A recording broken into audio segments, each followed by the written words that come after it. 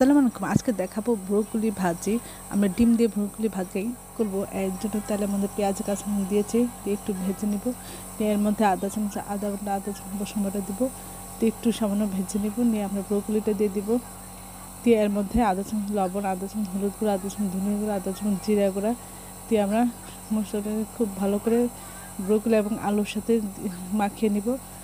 সব কিছু মিশানো হয়ে গেলে আমরা একটু ঢেকে সিদ্ধ করব এবং বারবার নেড়ে চেড়ে দিব।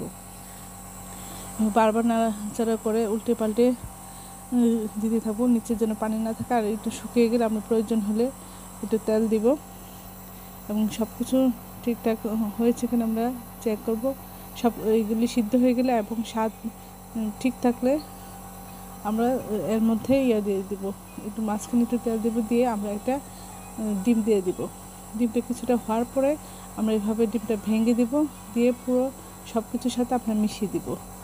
তারপরে ডিমটা আরও কিছুক্ষণ হবে, আমরা নেড়ে চেড়ে দিব এবং ভালো করে সিদ্ধ হবে, সব পুরো ব্রোকলির সাথে মিশে যাবে। সব কিছু সুন্দরভাবে পারফেক্ট হলে আর স্বাদ ঠিক থাকলে আমরা এটি নামিয়ে পরিবেশন করব। এটা অসম্ভব মজার, সবাই একবার হলে ট্রাই করবেন। এই ধরনের সুন্দর সুন্দর ভিডিও পাওয়ার জন্য আমার চ্যানেলটি লাইক করুন, শেয়ার দেবেন, সাবস্ক্রাইব করবেন। তাহলে এই ধরনের সুন্দর সুন্দর ভিডিও আপনার দ্রুত পেয়ে যাবেন এবং প্রিয়জনকে বেশি বেশি করে শেয়ার দেবেন, তাহলে সবাই এই ভিডিওটা দ্রুত পাবে।